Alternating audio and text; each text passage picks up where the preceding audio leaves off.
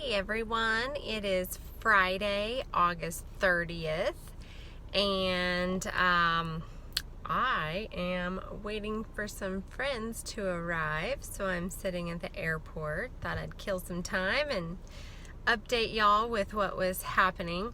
I went to my oncologist on Thursday, and kind of some of the first questions straight out of the gate was, why didn't this chemo work? And he was like, well, I mean, who says it didn't? And so he is still holding out hope that things are good, better than the MRI eludes. We know that the mass is the same size as when I started, but my oncologist has told me from pretty much the beginning, even if it's not getting smaller, it doesn't mean that what's inside isn't dying. So the shell might still be there. And so he's hopeful that that is, in fact, the case. And apparently, cancer cells will light up the same on a contrast MRI, for example, the same regardless if they're active or inactive. So it could be inactive in there, and we just don't know for sure. The only way to know for sure is at surgery. The pathologist will do a very extensive dissection. They'll slice it, the tumor, just slice it and put all the different pieces onto a slide and look at it on a microscope. And the oncologist says that for the mass my size, it could be 100 slides.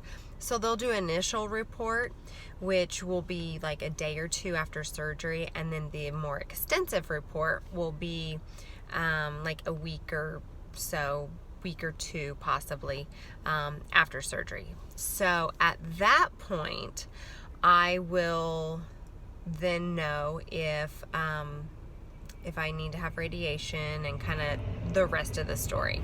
So it's been kind of an emotional roller coaster. Like, you hear one thing and then you hear another, and it's like, why can't these doctors get together and figure out what the results are and what they mean and how to describe them to patients without freaking them out for possibly no reason. I don't blame the doctors. My surgeon was the one who told me what she said, and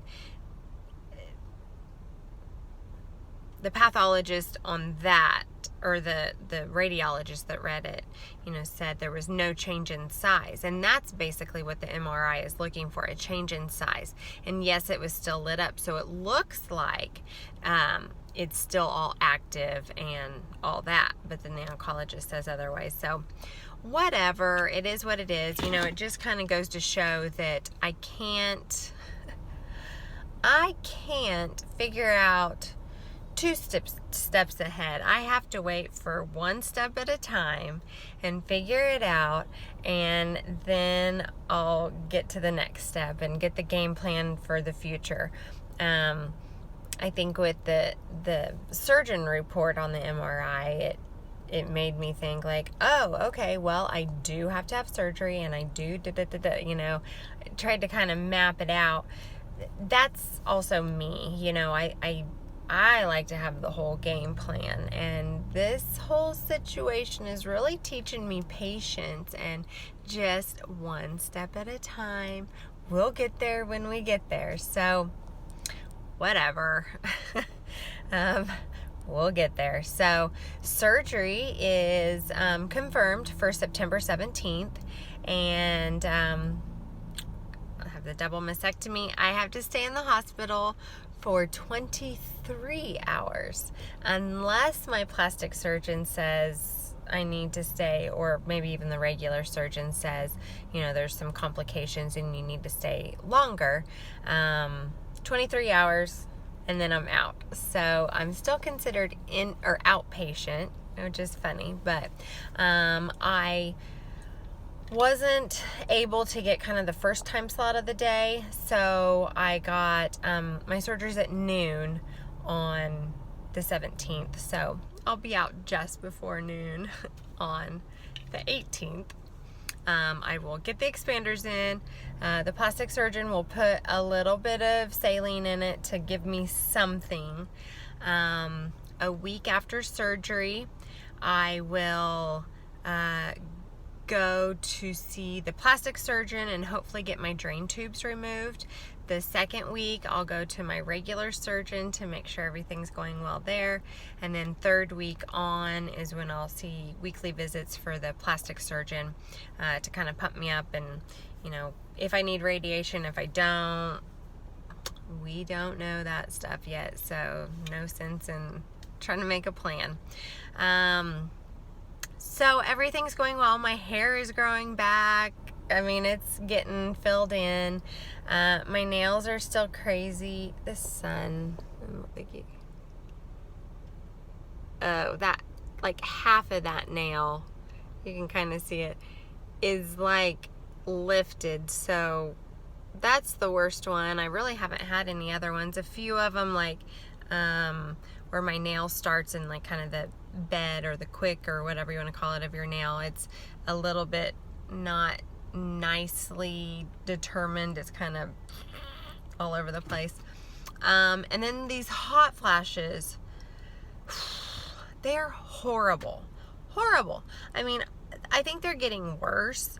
I'm kind of like to the point now I get them and my legs are sweating. I mean, and I had one of my friends tell me the other day, like, I can tell you're having one, you're starting to get red, like on your chest and kind of moves up, which my mom was like that, but I wasn't, because it seemed like I was sweating more in the back. But now I'm just hot all over. I mean, it's like even went up to the next level. It's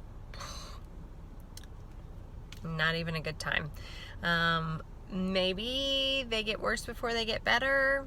My oncologist said you'll probably come out of it, but you might not. So I'm just going to go ahead and bank on the fact that I'm not.